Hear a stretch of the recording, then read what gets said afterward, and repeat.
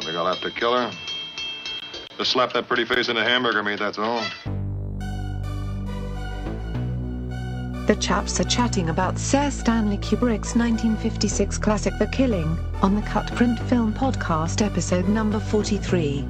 Here are your hosts, Jeff, Dave and Chris.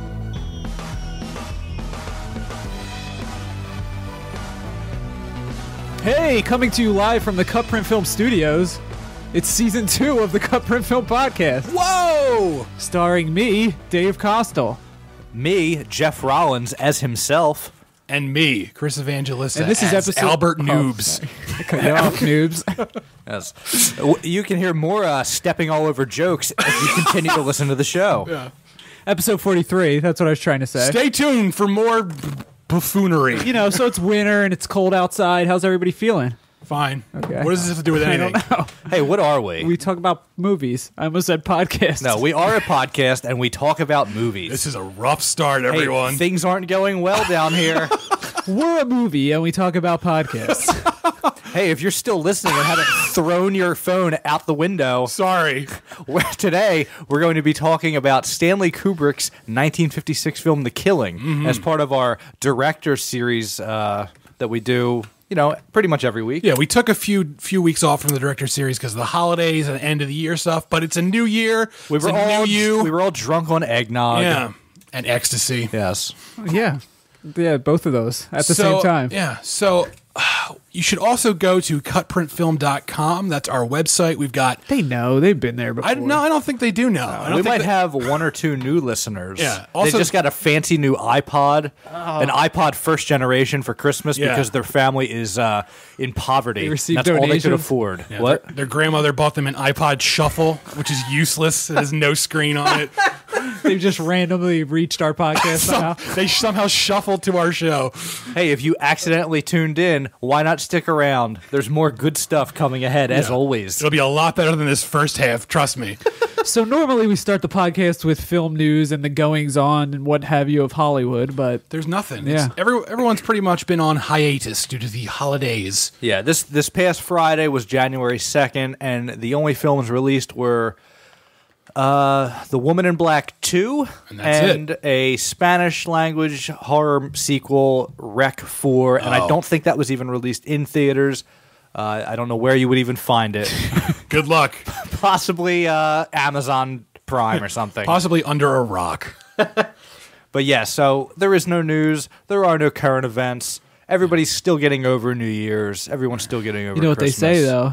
No. No news is good news.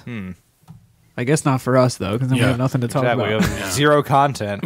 And so yeah, today we're going to be talking about Stanley Kubrick's The Killing. That's right. We went a little out of order. The previous Kubrick film we did was Eyes Wide Shut, which is his last movie because he died. Yes, and we only did that when we did it because it's the jolliest Christmas movie we've ever seen. That's right. And it was our Christmas episode. Right. So here we are.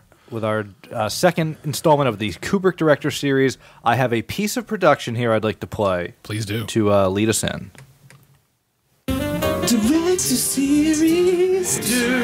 Director series.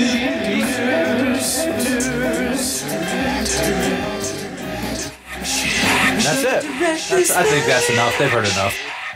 I agree. I disagree. I think I want to play that one more time. Okay. I will turn it off. I wouldn't promptly. do that to anyone. Oh, wow. How long does this go? I never noticed. It just This is honestly, this is a 44-minute MP3 they sent me. This goes on for 44 minutes. You can download it. I should make that available. You should make it a ringtone. And I hope nobody thinks I'm lying. This MP3 actually goes on for 44 minutes. Okay, so in 1956, Yes. the year of our Lord, Stanley Kubrick made The Killing. He did. And he made a killing at the box office. No, he didn't. No, he didn't. This movie did perform terribly. Yeah, this movie performed terribly. I'm gonna say because of the non-linear aspect Right. of the movie. No, they did not know how to market the film, basically. And before I do the plot synopsis, I'll say that the studio did test screenings of this film as we saw it, and then they re-edited the film to make it linear, and it made even less sense to audiences. Right. And they hated that even worse, so they went ahead and released it with this cut, and I believe they did it as a second feature for a double feature. I forget what the first film was, but that one does It was not. The Shilling. No. It was about. Nope. Oh. Incorrect. I won't even let you finish that one. No thanks. But yeah, this movie did not do well at the box office, but Kubrick loved it. The film it was a second feature to was a film called Bandito with an exclamation point at the end of it. A classic. Yeah, everyone remembers Bandito. Is it the Dorito Bandito? Yes, that's what it's about. So do you think they added the narration in, or was that in the first cut? Yes, this actually. Fun fact: the studio insisted Kubrick add the narration, and Kubrick hated it so much he intentionally had the narration be inaccurate. That there's the narrator is saying things that actually aren't happening in the movie because that's how much Kubrick hated the idea. It's funny though because the narration is kind of. I actually like it because it adds that. I liked it too. It has like a quirky element to it. It makes it feel like an episode of Dragnet, which is. I have that in my notes. Right. This feels like this sounds like an episode of Dragnet, and I really, really loved it for that. Right. I think because we're so far removed from 1956 that this is just an added element of nostalgia for the time. At times it reminded me of Alec Baldwin from Royal Tenenbaums too. Oh, because yeah. it was like you were saying, it was a little off of what was Right. happening on the screen, so it seemed like really ahead of its time because it was inaccurate. It's deliberately unprosy. It's basically like a news story. Oh the yeah, narrator. it's matter of fact. Yeah. It's exactly like it's like a Walter Cronkite And he's reading. obsessed with the time. Yeah. Which I guess it has to do with the non-linear aspect. Right. Yeah, exactly. it's letting you. It's pretty much holding the audience's hand because if It made it more confusing because I'm like, what? I'm supposed to keep track of what time of day, 2 different days, like what's happened? when ultimately that doesn't At matter. 7:45 p.m. he went to the bank. Okay. Yeah, I think this was, in fact, not many films had done the nonlinear thing, No. if any at all. Oh, and- Pulp Fiction. Have you ever seen Oh, that? yeah, that came out before this, I believe. Well, I'm gonna unplug my headphones. So, what's the killing about, Jeff? Jeff Rollins. Yes, it's me, Jeff Rollins, here with your Jeff synopsis. Reelan's here with your movie news. The synopsis king. Jeff Reelan's. Boy, firing on all cylinders tonight, Wow. aren't we? I We're off to drunk a before you great guys got year. here. All right, so The Killing was obviously directed by Stanley Kubrick, and it stars Sterling Hayden Yes. and Marie Windsor and Jay Flippin and a host of other great character Yeah, just a bunch of actors. great character actors with great voices. And So this is there's more plot to this film than say Eyes Wide Shut, and it's definitely very plot heavy, but it's not difficult to understand this plot at all. But No. the way what I'm going to read might come off as confusing, just because there's a lot involved with the heist and all that. also, it's in Greek. I don't know why you're choosing to read it in that Dave, language. could you hand me the Rosetta Stone? Don't worry, I'll interrupt you to clarify. Okay, thanks, Dave. really loudly and rudely. What? Okay, so Johnny Clay is a veteran criminal planning one last heist before settling down and marrying his girlfriend Faye. He plans to rob $2 million from the money counting room of a racetrack during a featured race. He assembles a team consisting of a corrupt cop, a betting window teller, a sharpshooter to shoot the favorite horse during the race to distract the crowd, a professional wrestler named Maurice, Oh, that was my favorite character. to provide another distraction by provoking a fight at the track bar, and Mike O'Reilly, a track bartender.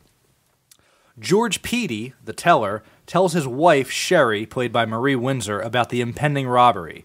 Sherry takes this information to Val, her lover on the side, Who was played by 50s Mark Ruffalo. was actually played by a gentleman named Vince Edwards, who we all love. Big Vince Edward heads. over here. we're all... We're Team Vince Edward. And the two devise a plan to steal the money. Vincenzo. Yeah, That's thank what you. it is. I'm glad you could add that. And the two devise a plan to steal the money from the robbers once the heist is pulled off. The heist is successful, although the sharpshooter is shot and killed by the police. The conspirators gather at the apartment where they are to meet Johnny and divide the money but before Johnny arrives, Val appears and holds them up. A shootout ensues, and a badly wounded George is the sole survivor after everyone manages to shoot everyone else. Love that. Everyone in the room. Then George, mortally wounded, goes home to find his wife Sherry packing, and he shoots her in the stomach. Right. That he also dies. Yes. Because I believe he gets shot in the face. Twice in the face, and But he's still walking. Yeah, he walks all the way home. Johnny, on his way to the apartment, sees George staggering in the street, riddled with bullets, and knows that something is wrong. So he hightails it out of there. Yes. He buys the biggest suitcase he can find to put the money in and struggles to lock it properly. And boy, does he struggle. I was screaming at the TV during that scene. Well, that's intentional, though. Oh, I know. Yeah. At the airport, Johnny and Faye aren't allowed to take the suitcase along as hand luggage because of its size. It's over 50 pounds. Well, and that naturally. costs extra money. Also, I love in the 50s, you just literally just show up at an airport and be like, I need a plane ticket. And they're Yeah. just like, here you go. I was marveling at that whole scene at check-in where he was trying to bribe his way. But I did like that they wouldn't let him get on the plane no matter what. They were just going to refund his ticket. Yeah. I like there was a little consistency in our air travel from then to now. Yeah. Shitty customer service. That's what you're getting at. And shoe bombs. You spoiled the end. Oh, yeah. Everyone has a shoe bomb. They instead must check the bag in as regular luggage. Johnny reluctantly complies. While waiting to board their plane, they watch as the suitcase falls off a cart, breaks open, and the loose bills are swept away by the wind. Right. They leave the airport but are unsuccessful at finding a cab. Faye urges Johnny to leave, but he refuses, stating that there is no use trying to escape as policemen come to arrest him with guns aimed. Blazing. I love They weren't blazing. I love that last line where he's just like, what's the point? Oh, God, it's so defeated. He says, what's the difference? Yeah. She's like, Johnny, you gotta run. That was great. That Yeah. defeated. So She's yeah, like, ugh. That would be me after a big heist. I'm like, too. fuck, forget it. even if I still had the money, what's the use? It's like, I give up. So yeah, the film ends with the two officers coming to arrest them, and that's it. This was. What do you guys think of this movie? Oh, so good. Yeah, it's very good. I can't believe how pretty much pathetic and influential it is. Right. If you've seen any crime movie that's come out in the last 30 years, it's been influenced by this movie. Absolutely, basically. absolutely. Even the opening scene of The Dark Knight, Yeah. with the clown clown mask, mask. Right. That exact type of old hobo clown mask is used in this film by Johnny. And the Terminator, the shotgun in the roses. Yeah. That Yeah. was used in this. There's so many things, but it reminded me most of Reservoir Dogs, though. Yeah. The way they're It's very Tarantino-esque. I don't want to say that because it's not, because he's taking it from this, but it's that non-linear thing that Tarantino likes to do in both Reservoir Dogs and Pulp Fiction. But not only that, just it's a lot of the heist planning and the sitting Right. around bullshitting. That you get from Yeah. Reservoir Right, Dogs. yeah. Yeah. It's not about the heist. It's more about planning the heist and then trying to get away from it. But in 1956, my parents weren't even born yet, so Right. it's kind of insane to me that It's incredible that this type of film was made in 1956. It really is. It doesn't feel like a movie. Like the one thing that sets it apart from most movies from that era is Kubrick is always moving the camera, and he Yeah. had sets built where it looks like the camera's passing through rooms, but it's really just a set, but it looks perfect. It'll go through a divider and a doorway, and not even like a divider. There will be stuff in the and this is- foreground. obscuring the camera because Right. it does go through dividers. But the thing I noticed that made it seem strange for its time was him obscuring the camera with a chair or something because you Right. never saw that. Yeah, movies from that era and before, it was literally just point and shoot. They set the camera up, the actors got in front of it, that was it. There are some gorgeous shots in this film. However, the studio wouldn't allow Kubrick to do his own cinematography. They wouldn't because of contract reasons. They wouldn't let him actually hold the camera. Right. So there were many arguments between Kubrick and the DP about how to frame shots, and Kubrick arguing that no, you're going to have a blurred background if you frame the shot this way. And he was right, because we get these blurred backgrounds sometimes. But all in all, I think there are some amazing shots in this. Absolutely. Especially that end scene, which we'll get to in depth, where the bills are swirling in the wind. Yeah. That's Forever. fantastic. Right. That is fantastic. And that's iconic, too. Right. That ending, I mean, I don't want to jump right to the ending, but I will. It kind of reminds me of the Twilight Zone a little bit. A little bit. Because Twilight Zones, for some reason, always end at an airport. Johnny's eaten by a robot. Yeah. Correct? There's he tries to get on the plane, but there's a gremlin on the wing. All right, so let's start at the beginning of the film. Yes. With the MGM lion. He roars. Way back. Wait, let's fast forward just a bit. We open at the racetrack, and is this in the middle of the heist? Yeah, it's pretty much because okay. they keep returning to the same specific shots. Right. You'll see like a jockey come out of like the hallway, and there's I was confused about that. No, I think this is it's media res specifically type thing. it's specifically like 3 different shots at the racetrack that they always cut back to. Every time basically the story is resetting itself, they always cut to these shots. So that one guy that looked like David Lynch, he was like pretending to be drunk. No, I think he was pissed drunk. He wasn't supposed to be there. Yeah, because He was the money man. His name's Marv Unger. yeah, he's the guy. He tells everyone about the heist. He sets it up. He's basically. I Okay. don't really understand what his part really was in this film. I think he was sort of an unnecessary character. I kind of liked it though because he's sort of like a father figure to Johnny. I like and I that. kind of feel like he sort of loves him, not even in that father way, in that like romantic way. I liked the character. I just didn't think he was necessary for the heist. No. But yeah, his name's Marv Unger, and he's an old time criminal. So who's the guy it opens on? That's not the same guy? That's Marv Unger. Okay. Yeah, he's at the bar, and it takes place in the midst of the heist. Okay. Right. But then So maybe it is hard to follow. it's a little tricky to follow. But really, the whole film is it's over. I think it's like 48 hours. Honestly, I don't think it's longer than that. So, yeah. 4 days pass. Oh, do they? 4 days do pass. We don't see those 4 days. Okay, right. But we see the day that the heist gets Planned. moving along, planned, and then 4 days later is when the heist actually takes place. Right. Those are the 2 days Okay. we see. Oh, okay. All right. Yeah. So after that scene where we open up on the same shot that we will see several times throughout the film, then we meet Johnny and his fiancee Faye, who is played by, I have it in my notes. Colleen Gray. Is her Yes. name. And she's beautiful, despite the fact that she tells us that she's not very pretty or smart. She's a quintessential 50s woman. It's just Yeah. like, I'm an idiot, Johnny. Tell me what to do. I don't know what to do without this man. How do I this put- film passes the Bechdel test with flying colors. Johnny, how do I put my shoes on? He's like, come here, you. I'll show you. Well, then there's Georgie's wife, who's Sherry, who who gets all the good lines in the film. Yeah. she's a terror to deal She's a with. meanie. Yes, she's a. She did make me laugh though. Oh yeah, she was funny. Oh, it's a great performance. It's a character you love to hate, basically. So yeah, we meet Johnny and Faye, and then Marv Unger comes in to discuss this heist with Johnny, and then we meet the corrupt cop who is meeting with his book. I guess it's his loan shark in the coolest bar I've seen in a while. In the film. I just wanted to have a drink there because everything's black and white. And so this dark bar looks even darker than a It's natural. Marcellus Wallace. Yeah, That he's exactly. going to. Yeah, he's going to see the Gimp. It reminded me of that scene because it's like it's out of nowhere, and it doesn't really fit into the movie at all because you never see that guy again. The Loan Shark? yeah. No, but you get the setup of why this corrupt cop is Well, until taking he has part. a gag ball in his mouth. Well, later. yeah, naturally. Then Zed's dead, baby. Right? We're doing Tarantino references Yeah, all let's night. just keep doing that. It's good. So yeah, we meet the corrupt cop who meets with his loan shark, and he has what about $3,000 with interest that he has to Something pay like him. that, yeah. So he tells him, "Don't worry, in a couple weeks I'll have the money."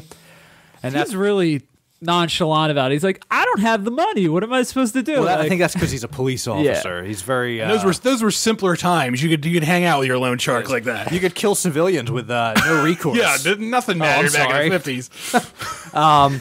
So, and then we meet George and his wife, and And George is a weasel of a man. yes, he's the teller at the racetrack, Right. And yes, fortune teller. Yes, He's Zoltan in the booth from Big, I believe. I want to be big. And then he points to the light bulb. So yeah, we meet George and his wife, and George is a bit henpecked, and his wife is bored with this marriage, and she's basically not listening to a word he says. So to spice things up, he tells her, "Oh well, I'm going to be a millionaire," and that gets her attention. To which she goes to her side, her man on the side. She walks through a door. Yes. He's literally in the other room. And he says, "How are you, baby?" Everyone's calling each other baby in this movie a lot. Okay, And, so I got confused here because okay. I thought Val was Nikki I thought they were the same person. Nikki, the sharpshooter. Yeah. They look similar. a lot alike. The difference is Nikki They're can't both- open his jaw. They're both greasy Dago-looking men, I believe, is the term. Nikki talks through his teeth like this, and he's also a raging racist. Yeah, he's a. Well, we find that out later. He's quite a character. Also, he has the worst story where he drives up to a gate and he says, "I'm a paraplegic." Yeah, so Which means you can't use any of your limbs, right? it means you literally can't lose any of your limbs. how are you driving, sir? Yeah, he puts a blanket over his lap. That's his big ruse. So yeah, after we meet George and Sherry, we meet Sherry's lover on the side, Val, who she tells about the heist that George has clued her into. Right. And Val says, "Hey, I'm going to rob these guys, Yeah, and we're going to get away." Everyone's greedy in this movie. Yeah, Except, I would say like the only character who's not greedy is Johnny. He's sort of just doing it to get it. He's doing it to you know what? I don't know if everybody's greedy. I think everybody's trying to make something better of I their guess lives. yeah, I guess that's true. And yeah. Kubrick has absolutely no mercy for any of his characters No, in this this is film. a brutal movie. There's no one to. I just don't get why he didn't just drive back to wherever he came from. Why he had to Instead fly. of fly, yeah, I was saying that too. Yeah. Well, actually, my wife said that to me. Why didn't they just drive to wherever they're going? Maybe, I think they were going to like an island, though. I remember him saying. So Oh, you can't really Fiji. drive to an island. Yeah. They were going to New York. That's an island, I believe. Yes. Okay, so then we meet with the bartender who has an ailing wife. Oh yeah. Oh that's yeah, right. I forgot about Does that. he die? Yeah, he dies. Everybody. Literally every character dies except Johnny. and And Faye. his dumb girl. What's his name? Mike O'Reilly. Yes. He's the track bartender. And his story is that he has an ailing wife, and that's why he needs the money. And Shows that all criminals aren't bad. right, yeah. Everyone's in These a guys different really, situation. they aren't really bad. None of them are bad people, except for what's his name? The guy's wife is Sherry. Yeah, she's bad, deplorable. and yeah. And they also see these are the core members of the gang who are planning the heist. And then there are two hired hands, one of which is the sharpshooter who dies in Yes. in a shootout. And then If- the Iron Sheik is the other one. Yes, let's talk about this character because This this is is my wonderher. this When is it the turns whole- into the Three Stooges. the all whole- of a sudden. just a chess playing wrestler named Maurice. the whole setup of first of all, I just love that. I love that shady chess club he goes to meet him in. It's like this upper room. Chess and Checkers Club. Yeah, it's like the gentleman's chess and checkers club, and it's like looks really seedy and secretive. And he goes up there, and the character's name is Maurice, and he's just like basically watching people's games and yelling at them. And people are just like, "Will you please leave me alone? I'm trying to play chess." So yeah, those two are. And that's like a total Kubrickism because Kubrick loved chess. That was like a big thing. Oh, all right. He just loved playing chess. That was like a yeah, and well, that shows because Maurice gets some great lines, some Right. real poetic lines Yeah. too. He and Sherry, I think, have the best lines in the film. Wait, what are some of them? The I Maurice. didn't write them Oh, down. I mean, he says, "Frankly, my dear, I don't Yeah. give a damn." Yes. I'm just trying to remember. I don't remember him talking a lot. And we'll always have Paris. No, he does have. I don't remember the oh movie. yeah, they have that little. They have a Back and coffee forth together. Yeah. But that's anyway, right. yeah, so that gives way to the big plan for Maurice is he needs to cause a distraction so Johnny can get up to the count room. And so his distraction is to literally beat up 100 people at once. Yes, he fights with the cops and somehow isn't murdered instantly. He takes off his shirt and reveals his big hairy torso. No. He doesn't take his shirt off. it's Two police ripped from- officers rip That's his right, shirt yeah. from either side in my favorite piece of the movie. yeah. Oh, and then he starts actually wrestling. Yeah, it's like with the full cops. on wrestling. He does an airplane spin, Yeah. a fireman's carry. It's wonderful. At one point, they're like do-si-doing. Like, yeah, they Alaman left. It's great. It's a great scene. Even though it doesn't look convincing, I just loved it. I loved yeah, it. it's at. I loved how long it went. Like it felt like 5 minutes of him just did. beating men up. It changes the tone of the movie. It feels like a Three Stooges bit. Yeah. Like, Absolutely. And for any other movie, I would be like, this is stupid. Right. But I really did enjoy it. It made me laugh. Right. It was. And I think it was supposed to be funny. a bit of levity Yeah. in a very, very serious movie where everyone is Yeah. punished at the end. Yes. Someone said instead. You said this is CutPrint. That was. Excuse me? I don't even know what that could mean. You might want to workshop that one. Okay. I like Send it. your hate mail to Dave at cutprintfilm.com. Don't worry, he won't check it. He doesn't know how it works. So before we get to the heist itself, did you guys have anything to say about the lead up to the heist? Anything other than what we've already talked about? I liked that it's set at a racetrack. Like that made it feel like extra seedy and like just it gave it a cool little ambiance. It's the whole movie has this great pulpy feel to it. Like there are countless amounts of movies that try and capture that sort of pulp novel feel, and I think this is the best example of that. It's wonderful, and I think the black and white aspect of it aids immensely. Absolutely. And Kubrick brought in a writer named Jim Thompson to basically punch up all the dialogue. And Jim Thompson was a great pulpy writer. He wrote a novel called The Killer Inside Me, which is like one of the defining examples of pulp genre fiction. And it's just that also got turned into a movie, which sucked. But we won't talk about that. Yeah, didn't that come out a couple years ago? Yeah, with Casey Affleck. But and it just has that great. I think the problem is when movies now try and make that sort of pulp genre, you can tell they're faking it. And like Jim Thompson was actually a real pulp writer, and that gave the whole thing. This thing is authentic, right, from start to finish. I don't get an air of not knowing what you're doing at all. Right, everything seems confidently directed. Every line of dialogue is confidently written. And I love the cast. It's all character actors. Like nowadays, if you remade this film, it would all be like they would all just bring in like celebrity. It would be Ocean's 12, pretty much, and it would ruin it. And it's just, I love that. Like the only actors in this film I recognized were Sterling Hayden, and I recognized the guy who played what's his name, Pete, the Weasley guy, George. Oh, yeah. Elijah Cook Jr. because he was in a lot of Twilight Zone. Yeah, a lot of television. Yeah, yeah, and he always plays the same like sweaty, nervous guy. Mm-hmm. He looks like what's his Pete? What was the Farnham from Deadwood? Oh yes, he does look like exactly that character, like right? that guy. And I loved Sterling Hayden's performance because it's that really like that 50s man's man. He's really just like he is a man's man. Yeah. And you know what shocked me?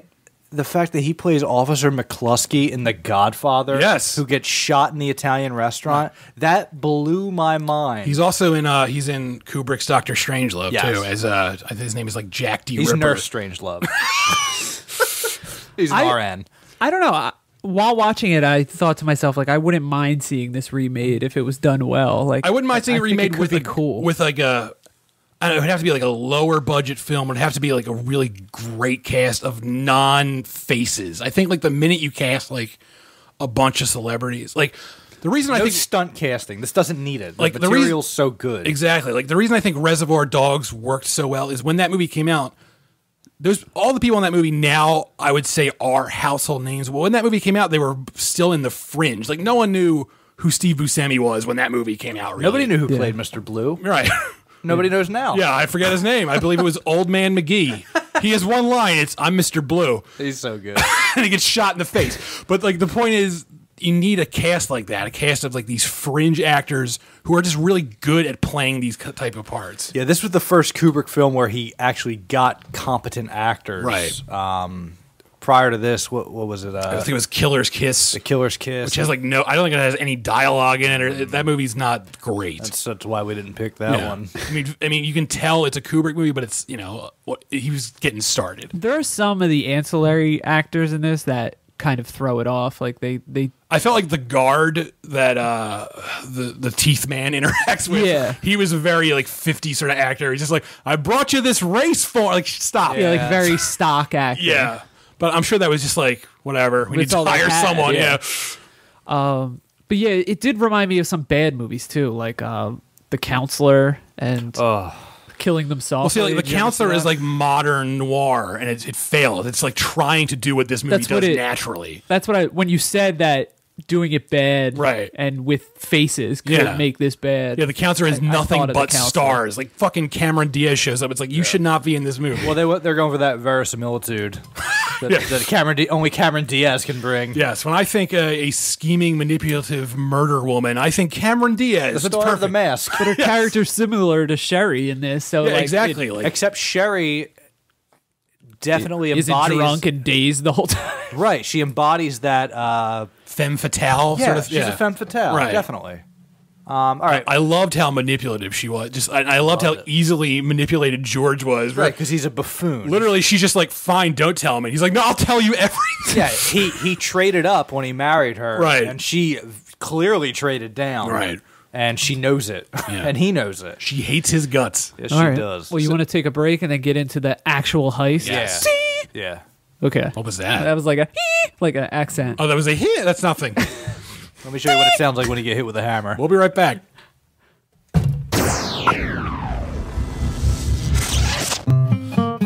Come forth and let me tell you the tale of CutPrintFilm.com, a film review, editorial, and news website. Have they got any loot there? They do. Oh, I can't find it. Does anyone know where the loot is? I have one right here. Cutprint Film has a merry band of men. Do they drop the beat? Yes, they do. It includes More Like Radio, Joystick Jerks, and Anti-Fanboy. Lemons, lemons, lemons.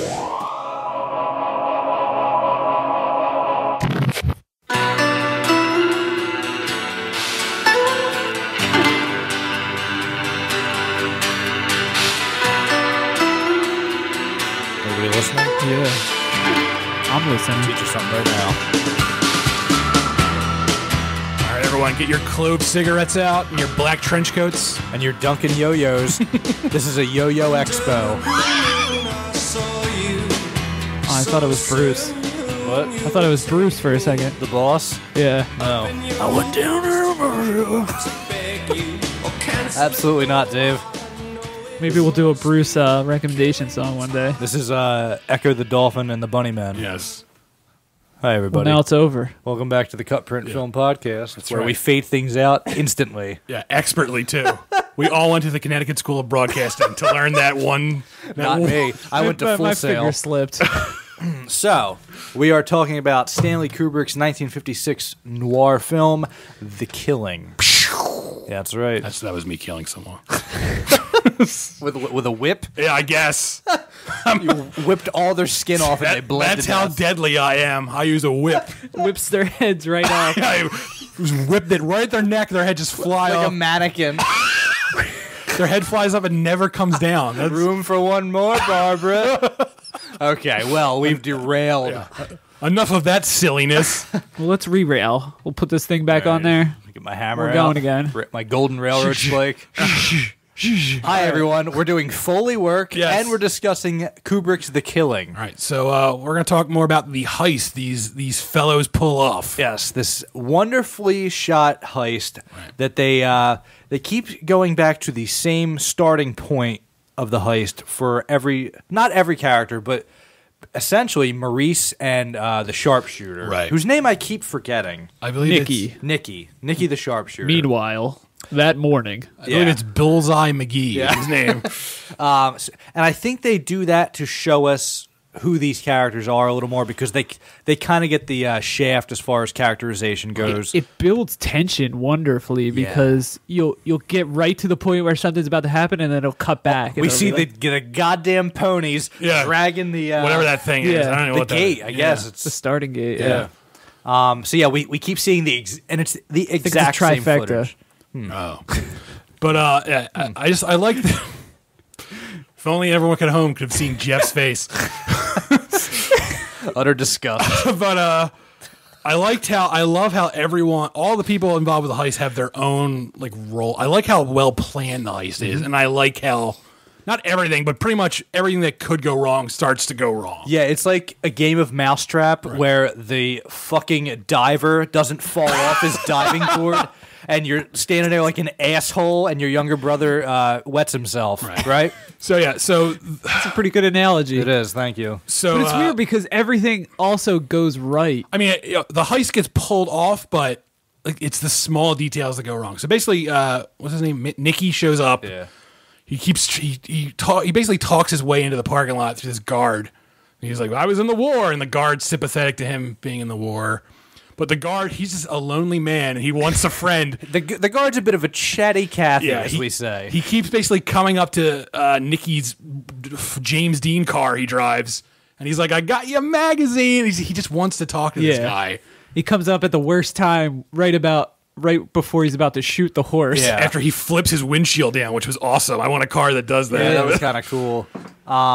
So yeah, Nikki gets rid of the guy by dropping a racial slur, and the guy is just like, "Oh, okay, that's how it is." Which is pretty shocking to hear in a movie from the 50s. Like that. I was just shocked to hear it in general. Yeah, but just for like, you don't hear that language in black and white movies, really. So I was just sort of like, "Oh my god!" But it really gets the point across, like, get away from me. I'm not a good guy. No, yeah. So, and the guy gets away, but he was at that point he was giving Nikki a good luck charm, which was an actual horseshoe. Oh, I love this. Right before the race started, and once Nikki tells him to get away Buzz from off. him, beat it, pal. He goes, "Oh, all right, that's how it is," and he just drops the horseshoe on the ground. And after Nikki shoots the horse dead, the front-running horse dead, he backs out of his parking spot, and his tire gets punctured by the horseshoe, and that ultimately leads to his demise seconds later when he's shot down. Right. So while that's happening, Which could be read as like an anti-racism message. I read it like that. Yeah. Like, Yeah, this is not a morality tale, but there's karma. There's instant karma involved here. right, yeah. It was cute. The way it played out. Cute. I like it. And he's paraplegic who jumps out of the car and Yeah. tries to run away. So meanwhile, while that's happening, Maurice is wrestling everyone. Yeah, we rewind back to the ponies pulling the I starting wish we could just gate. see it all happening at the same time somehow. Well, you'd have to have several different monitors up, but we could do that. We have the technology now. And so We yeah, can rebuild him. Humpty Dumpty? Wha- What are we talking about? $1 million man. So while the fight is going on, Johnny Clay slips into the room. He goes up the steps, puts the clown mask on. Yeah, the Joker clown mask Right. from The Dark Knight. He makes everyone else get into another room. He locks the door. He takes all the money. And I love this touch where instead of like just carrying the bag out, which would be noticed, he throws it out the window. And I almost expected like, the sound of somebody slipping on a banana peel to play when he threw it out the window, because it was this enormous overstuffed bag just being stuffed through a window. And it's not just the money. He puts like the gun in there too. And he throws it out the window, and that's where the cop comes in and he puts it in his car. And so Johnny gets away almost. As he comes out of the room, a bunch of people notice him, and so he just beats them up awkwardly. Well, Marv is standing there drunk, and when Johnny walks out of that door, a police officer sees him and says, "Hey, wait a second," and Marv instinctually just walks up to the police officer and bumps into him from behind, catching him off his guard. Johnny punches him out like we do in the movies, and puts somebody else in his place. Is it Marv that he puts in his place? Right, yeah, he just pushes him, Yeah. And so Johnny gets away. And is that when it cuts to our gentleman in the room? Yes. Okay. They're all waiting around for Johnny. He's late. And they're all getting a little... No, not all. George is getting nervous. Yeah, he's getting sweatier than usual. But everybody else seems to have confidence in Johnny. They think he's a upstanding guy. And to his credit, he does come to the meeting place to, divvy things up. But as he comes in, he sees the aftermath of... the shootout. Val's robbery gone wrong. Val and his friend, who I don't even know if he has a name, but he just shows up. Val and Pistol Pete. Yeah, Val and Pistol Pete enter the room to rob the robbers. And George is not in the room. He had just stepped into the kitchen. And Val asks, "Where's that jerk George?" Yeah. And George comes out, guns blazing. He has the tiniest gun I've ever seen. Yes, Yosemite Sam comes out with a tiny James Bond gun. "Here's that jerk." Yeah. And then I think says, "Hey, jerky," right? He shoots the gun twice, and somehow that results in 20 people in the room dying. Yeah, I didn't know what the hell was going on, but they don't show it. The camera pans around, and everyone's riddled with bullets and dead. I think basically what happens is he shoots one guy, the one guy shoots the other guy shoots the other. Basically, everyone in the room shoots each other. That's like Inglourious Basterds. It's kind of again like Reservoir Dogs, where at the end they all shoot each other. Yeah, it's like maybe you drop a ping pong ball in a room full of mousetraps, right, guys? Yeah. That's how. That's what it's. I have a mouse. I'm just relating real life events. Oh, I have a mouse in my house. So was George going to shoot Johnny, and that's why he's nervous? Because he brings the gun. Oh, that's right. Because she told him that Johnny raped her. Right. Yeah. Oh, that's right. Earlier in the film, George's wife Sherry, she sneaks into the hideout to overhear what's going on. Yes. And Johnny, because I guess he doesn't mind giving up money. He's just like, you know what? I'll give you some money, lady, if you just keep your mouth shut. But she goes back and tells George, "Oh, Johnny was fresh with me." Yeah. And George gets rattled. Yeah, one of One of the things I like, my favorite piece of dialogue from the whole film is from Johnny himself. He says, I don't think I'll have to kill her. Just slap that pretty face into hamburger meat is all. I thought, well, how 1956 of you.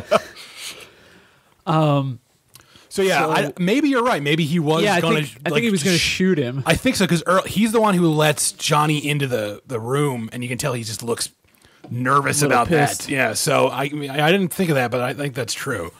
So yeah, George survives the shootout. He stumbles home with 10 bullet holes in his face. No idea how this happened. He walked home. It's like 50 Cent. And and then Sherry's like, oh, I don't know what happened. And then George shoots her and knocks a birdcage over. Yeah, he shoots her in the gut and then knocks a birdcage over with, it's the tiniest birdcage with an enormous bird inside it. This bird couldn't flap its wings once if it wanted to. Parrot. I did not like her death scene. It's a very movie death scene. Yeah. She gets shot and she goes, ugh. She gets shot and she's doing the Western death where you hold your stomach and there's no blood and she just goes, I should have known better. Yeah. It's like Talia's death in The Dark Knight Rises where she drives off a bridge and goes, bah, and then spoilers, everybody, for a movie that came out several years ago. Okay, so after that, Johnny sees George stumbling in the street full of bullets and says, nope.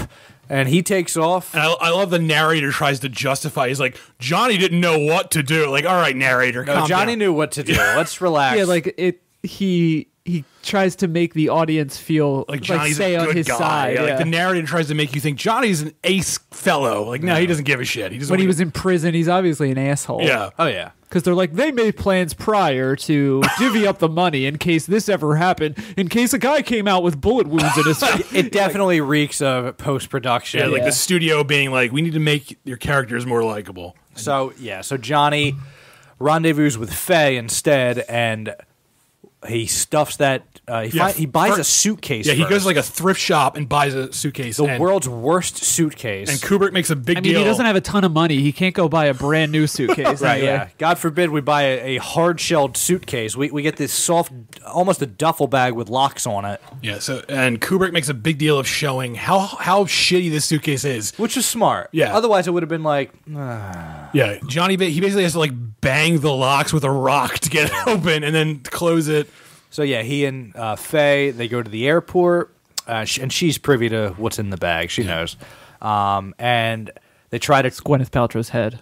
Exactly. What's in the bag, right? Yeah. Right, guys? Right. All right. Okay. Continue. Okay. And they try to bring the bag on his carry-on. And there's an old woman there with a tiny dog, and she ruins everything. Yeah. Yes, there's an old woman talking to her dog as though it's a person, making me sick to my stomach.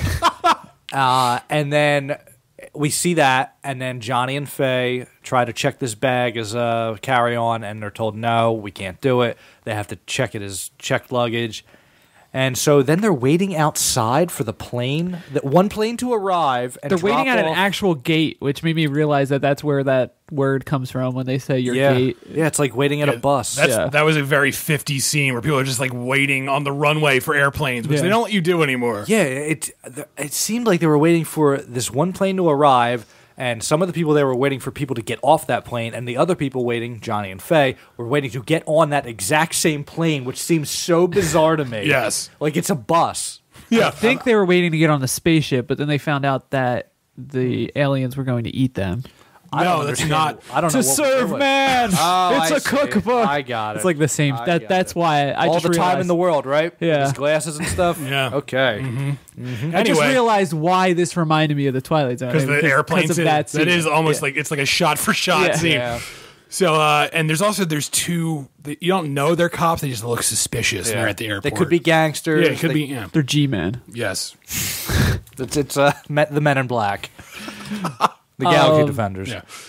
Thank you for clarifying the lyric from the song.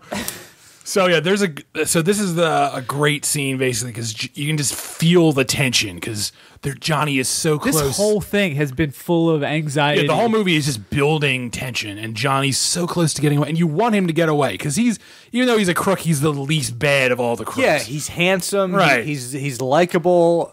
He seems like he's an upright dude. Aside from the fact that he's stealing money, You can tell he does love this airhead woman. yeah, he loves his girl. Right. And he was going to do right by these people that did this heist with him. He's like a noble thief because even the wife of George, he's willing to cut her in just to He could buy her silence. Yeah, he could have easily just killed her, but he's like, fine, I'll cut you in, whatever. So, but no. Yeah, so this insufferable woman and her shithead dog are waiting at the gate, and the dog somehow gets loose from her hands And doesn't break its leg when it falls to the ground from atop her shoulders, and chases after this taxi with luggage on it. Yeah. Right. And luggage cart. Yeah, it's a luggage cart, and the dog chases after it, and the guy makes a sharp turn, Right. and only Johnny's luggage falls off the very top of the cart, and Yes. the money explodes everywhere. And while I love this shot of the money flying around in the wind from the jets, Right. I hated the Deus Ex Machina of this fucking Of the dog, yeah. I don't This think was you needed the ridiculous. dog. Like This is something a lesser movie would have done. I feel. Yeah, just the whole character is annoying. Like she feels from a different movie. Like, oh, you my coulda- puppy, he could have easily just filmed a rock in the road that the taxi hits. That's it. I would have been fine with that. Or just had like the dude going to throw it in the plane, and it's just like, would have been fine with that. Would have been fine with all of that. But the fact that this woman and her dog had such a Integral major part. impact Yeah. on the plot of this film really bugged me. it's like the butterfly effect. Exactly. Like when they were going to get molested. Yeah. Yeah. So then, Johnny's pretty defeated at this point. Right, he's just Pretty His much face- comatose. Yeah. So Although I he's- probably would have ran out there and started grabbing that money. I would. like you were in like game show where you Like grab all the dollars. The place is right. Like I gotta get all this money. You're in that hurricane thing at Yeah, the the wind boardwalk. tunnel room. That's what I would have been doing. Even if I weren't the crook, if I was one of those people, I'd be like, money, and I'd be running after it. I don't know what those people were doing. Or that baggage guy. None of them noticed. None of them moved. They just everyone stood there, just like, well, And because they checked this bag, it's got all their information attached to it.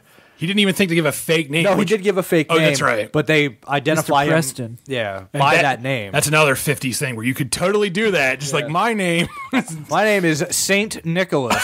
Oh, all right then. Here you go, Mr. Nicholas. First class.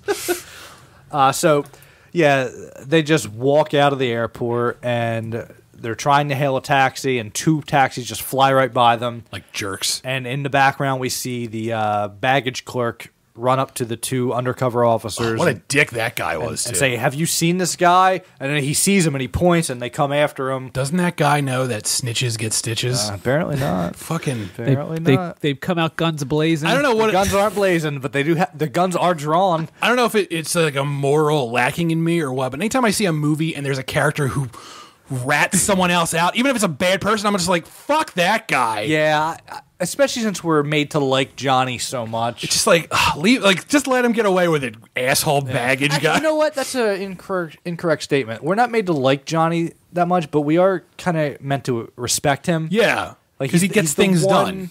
He's not like a moral compass or anything, but he is somebody who, like you said, he gets things done. He stands by what he does, and the fact that this snitch, this little bitch, This Weasley guy. yes, Looks like Adrian Brody. He does. I was just going to say, he's like Adrian Brody in the 50s. the fact that he rats him out and leads to his arrest, Right. as the credits say, the end. Right. Then a question mark comes up. Johnny will return in The Killing 2. Killing for Love. So, and that's the killing. Yeah. I wanted to talk a little bit about the music, Right. because I thought it was wonderful. There's Yes.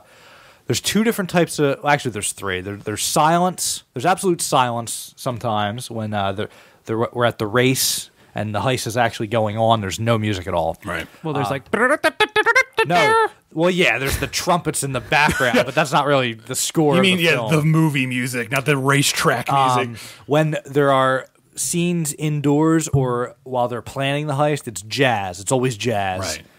Which is perfect for that era. Yeah, it's absolutely perfect. And when scenes that aren't involving that, like outdoor scenes, it's always this snare drum that is just some weird syncopated rhythm that you can't really figure out that drove me crazy. Was making me like makes you like antsy almost. Yeah, it's kind of like I had ants within my pants. To compare to modern things, it's kind of like the Birdman soundtrack, which is like nothing but drums for 2 hours. Yeah, and it's just this weird drum. I don't know what's going on. I read that Kubrick had 2 different drum tracks recorded at different tempos, and he played them at the exact same time. And that's why it makes no sense. It's nerve-wracking. Yeah. It's like uncanny almost. Yeah, but I loved it. I just loved that. I would say the music in this film is almost like another character. Oh, boy. Don't do that. Don't you dare say that. Please don't come after me, Slate.com. Yes. Slate.com took issue with that type of statement. Yes, they do not like that statement. But anyway. But so I was wondering why the Criterion didn't make this a version without the narration, but I guess it's because of the music. Because he does talk over the music. There's probably isn't one that exists. There probably isn't a print without it. I really wouldn't want. There's not like a digital file where they could just drop the music out. I guess they didn't have the technology then, Dave. Shit. I do like the narration. I do too. I like it a lot. Even if it is, like we said, it's corny, but it feels perfect for the film. It makes sense. It's almost like I like that the narration isn't strictly related to the action. It's basically like the narration is after the heist, you're reading this in a newspaper and you're imagining in your head how it actually happened. That's sort of what it's like. That's a cool way to put it. Right. It's like, yeah. And I understand that maybe audiences back then who were dum-dums. Not dum-dums, but less sophisticated. Communists. Like they had less pop culture to draw on while they were taking in new pop culture. Idiots. You guys are really not listening to what I'm saying. It's because there weren't movies like this back then. So it's like they didn't have anything to relate this to. Yeah, they had Scarface and Little Caesar. Right. And that's pretty much it. And Little Caesar's Crazy Bread. I think maybe for audience... Does that come with the garlic butter? I love that stuff. Pizza. Anyway. I think for audiences back then, the narration was absolutely meant to hold their hand and explain the plot in the non-linear plot that they had never seen before. Right. But I think now, because we're so sophisticated with this type of stuff, it just serves as, it's like stepping into a time machine. Yeah, it's like a time capsule. It's quaint. Right. I think this is very quaint, and it's appropriate and apt. Right. I really did like If you were to remake this movie and use that same narration, you'd hate it. You'd be like, this is bullshit. Yeah. But because, I don't know. See, I think it wouldn't work. Like because like I was saying before, like the Alec Baldwin, Wes Anderson-y narration. But even that narration has more prose to it. This is like by the numbers. You're reading police blotter. Right, yeah. Essentially. It's like reading a telegram. He says stop after every sentence. And it never gets old. Yeah. It's a great movie. There wasn't a lot of like telltale Kubrick. Like I guess because of the cinematography wasn't in his hands. Yeah, but I would just say even though it's not him doing the cinematography, it still has that Kubrick feel to it. Absolutely, right. Absolutely. There's artistry here, and you can tell this is a film made by a filmmaker who's on the cutting edge of doing something different. Right. He also handpicked the cast. Right. And this was the first time he worked with great actors. But he had I forget what interview I read, but he had an encyclopedic knowledge of the character actors of the time. Yeah. So he picked every single person in this film. Right. And my God, what an amazing job. Because every actor just embodied their part perfectly. It was great. I just love that it feels like out of its time almost. Like you could tell, like you were saying while watching it, that this guy's going to be something. Oh, this is a guy it doesn't fit into who's two steps ahead of everybody else. Yeah. At the time. Like, I can't think of other movies from that era. I'm sure there are. I just can't think of them. This feels like a 70s film. Yeah, it's definitely ahead of its time. It's not even Ben-Hur was like 2 years later, 3 years later. That's incredible that Ben-Hur, as good as Ben-Hur is, it's so a different type of. It's from a different era. It's from the 50s. This feels of a different era, a more sophisticated, more modern era. Yeah, like you were saying, like all those 60s and 70s noirs. It feels like a superior version of them. Right. And it was maybe even before them. It's incredible. And I had never seen this film before we did this director series episode on it. Me neither. And I was just blown away. I love this movie. It's one of my favorite Kubricks. I had seen this a few years ago, and I didn't like it. I didn't notice all the nuances. And then watching it again for the show, I was just blown away. Just the fluidity of it, just how it moves. There's never a scene where it's just like, all right, hurt. Like, I feel like a lot of old movies, even movies I like, there's always going to be like some dragging downtime. Oh, yeah. You're just They're notoriously long, too. Yeah, this is a tight movie. But yeah, they're also notoriously verbose. Right. There's a lot of dialogue, but not so much in this. This feels like a modern film that just way. like, yeah, every scene it moves at like a clipped pace, and it's just, I don't know. He tells the story with dialogue and his camera, not just the goddamn dialogue. It's a cinematic film, which is, for this era, it's like a new concept because it's, it's a wonderful movie. And on that note, we'll be closing with Stanley Kubrick's Barry Lyndon, which I've actually never seen all of. So I'm I've only seen blips and bloops, right? Because and bleeps and blops. I believe it is 47 hours long. The film. It says here running time jabillion. Oh, they had to make up a time. My goodness, that's how long it is. My word. It is 187 minutes. So we'll be doing a 187-minut podcast. Everyone, tune in. Yeah, even though we're doing the B-sides, we will miss Spartacus, Lolita, Paths of Glory.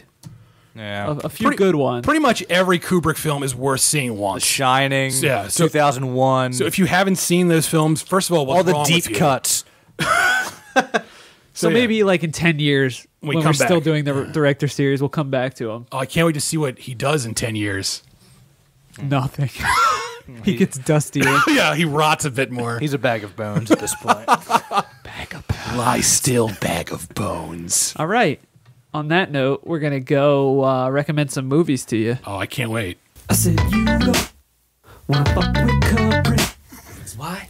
Cause CutPrint is watching movies. Is that it? That's it. I hope you accept my resignation. Well done. Because I'm finished. I had Marshall Mathers come in. Write that one down. That was short and shitty. Why don't you play it again? My goodness, I'd really rather not. Okay. I'll I wait. said you don't wanna fuck with CutPrint. Why? Cause CutPrint is watching movies. I love the ending. It ends on a solid note. Boy, are we ever. Ends on a nice little laugh. It does. Everyone's having fun but me. Oh, boy. Who's going first? Jeff is sharpening his knives as we speak. God. Dave, you go first. I decree it. You've earned this. How about this? I'll go first, and then you guys go second. Okay. At the same time.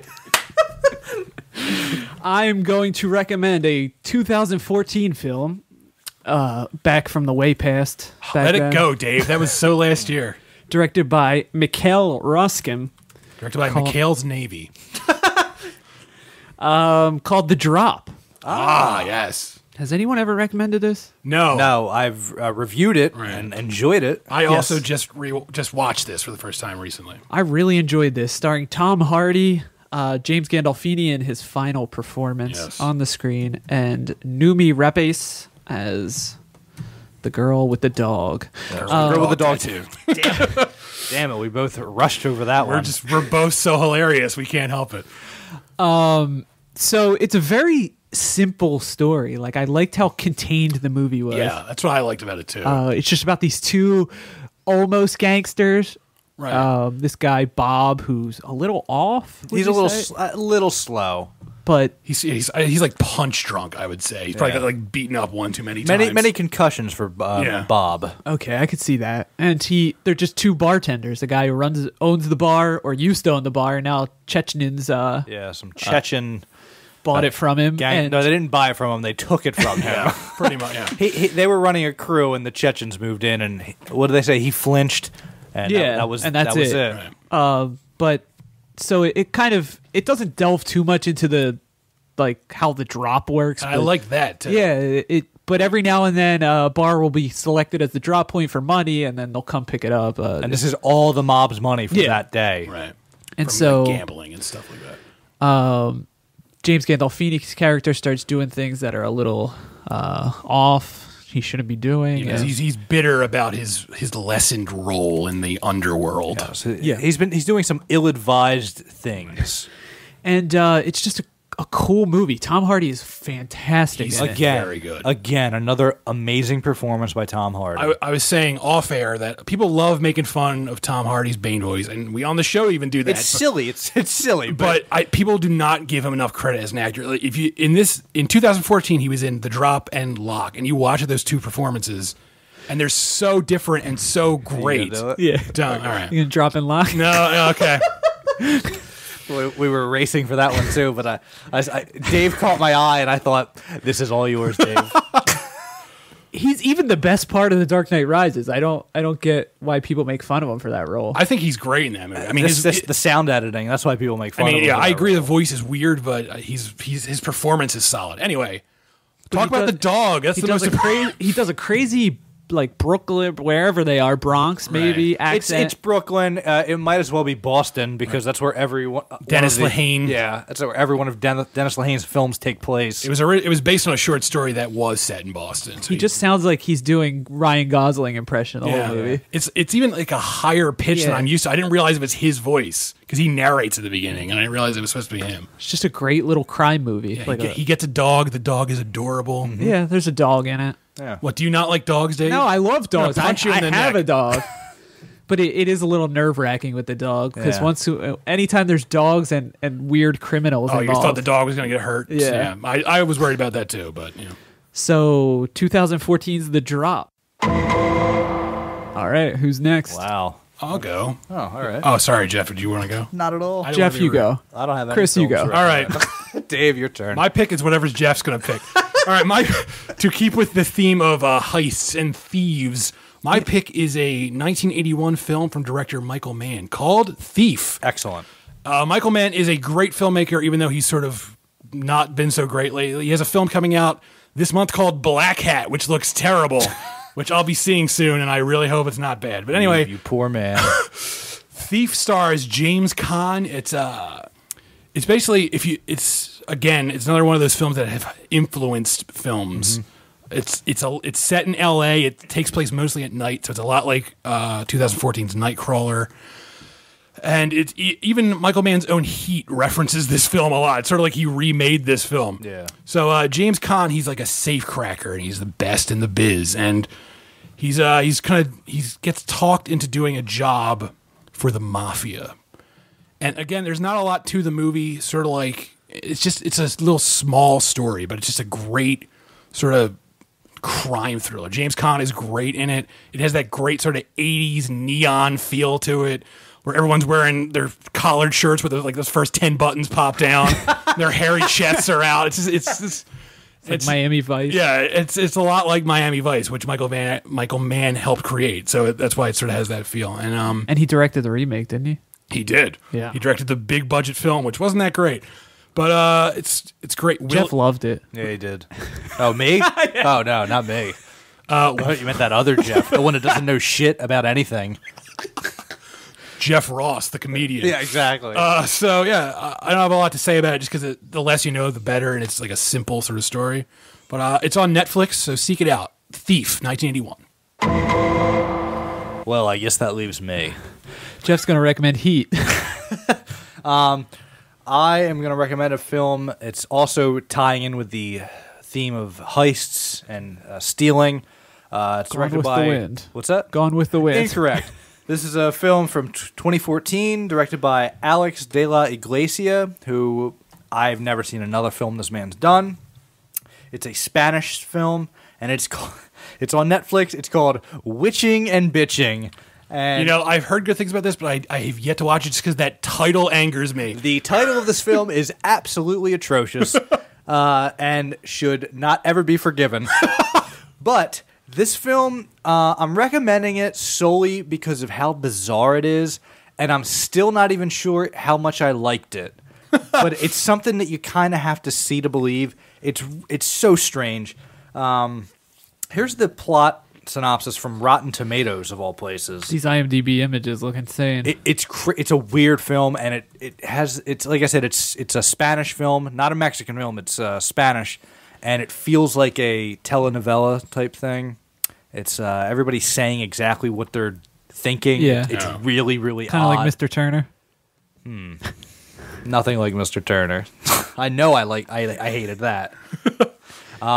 So yeah, here's the Rotten Tomatoes take on it. When your marriage has you on the brink and your bank account in red, it's time to rob a cash for gold shop. The way this is written almost sounds like it's going to rhyme, like be a song. Yeah, well, this is an appropriate plot synopsis. That's why I picked it.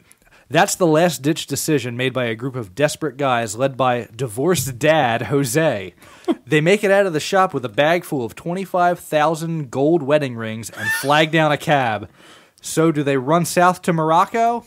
Not easy getting through with a cab. Looks like it's north to France. The guys enter the impenetrable forests of Basque country, home to ancient covens and witchery. What? They run head-on with a horde of crazed women who feed on human flesh. Trapped in a mysterious mansion, the witches tries to seize the rings at all costs and to rip out our heroes' souls to boot. Wow. It's so bizarre. I'm not even certain what the point of the movie is. It's all over the place. There's definitely a message of there's serious misogyny going on here, Okay. but I don't know if it's indicting that outlook on life or it's celebrating it. That would be weird. I can't figure it out. Yeah. I might need a second take. I'm one of you guys. I'm definitely going to watch now that you've recommended it. Because it's so steadfast I don't know. in its message that women are not to be trusted and they will rip your soul out. They're witches. And not only is that theme played on throughout the entire first half of the film where they're doing the heist and driving away, it's also illustrated visually once they get to the witches' covens, and these women literally want to rip their hearts out and eat them. Sounds like Nothing But Trouble. No, Nothing But Trouble is a piece of dog shit. This is interesting. It looks good. There's some really nice effects, especially at the end. Mm-hmm. It's funny. It's definitely funny. But again, the tone is so bizarre that I can't help but recommend it because I want to talk about this movie with somebody. My wife and I had the same opinion, which is, what is this? What did we just watch? Oh, what are we doing? We can't sleep anymore. It's that nuts? It's weird. I just looked up an image, and there's an image of Jesus with a shotgun in a car. That's the heist. Oh. That's in the beginning. Okay. It's just an incredibly bizarre film. I'm definitely going to watch this. You really should. The only thing that kept me from watching it was that title. Because Yeah. I had heard good things about It's it. been on Netflix for quite some time. Right. And the title and the cover are Yeah, absolutely terrible.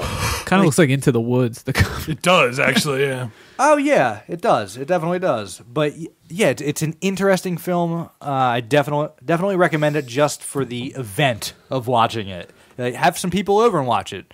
Have some drinks. Well, you guys are here right now. Let's put it I on. just watch it, Dave. I don't know if I need a second viewing just yet.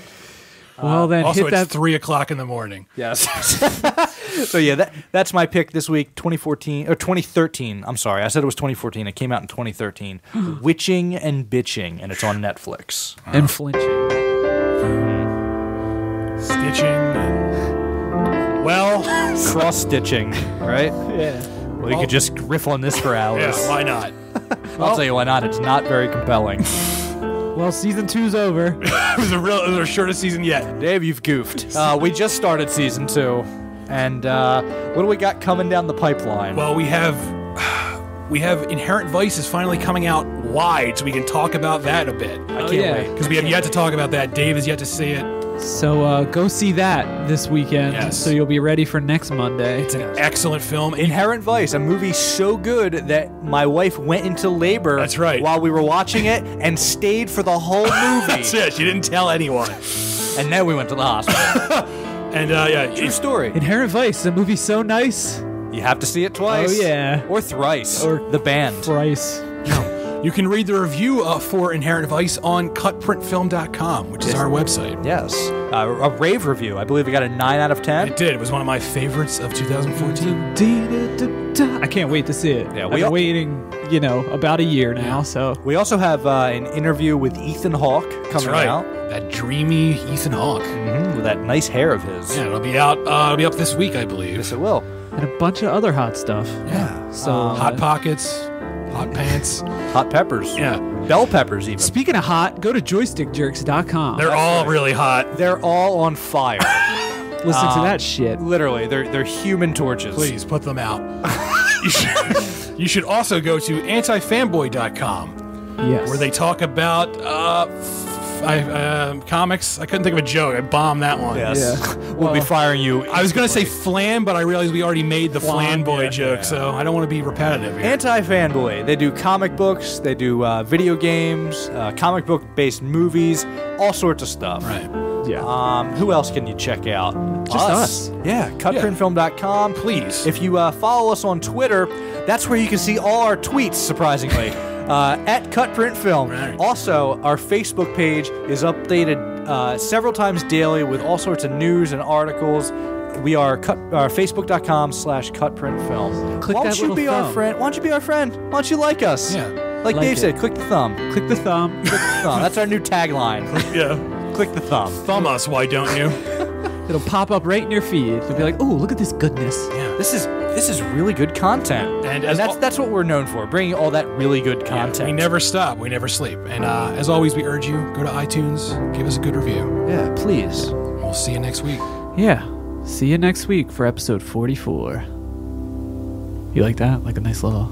Did we even say the episode title at the beginning of this one? I don't think we did. I ask, who cares? We're going to have to do the whole show again.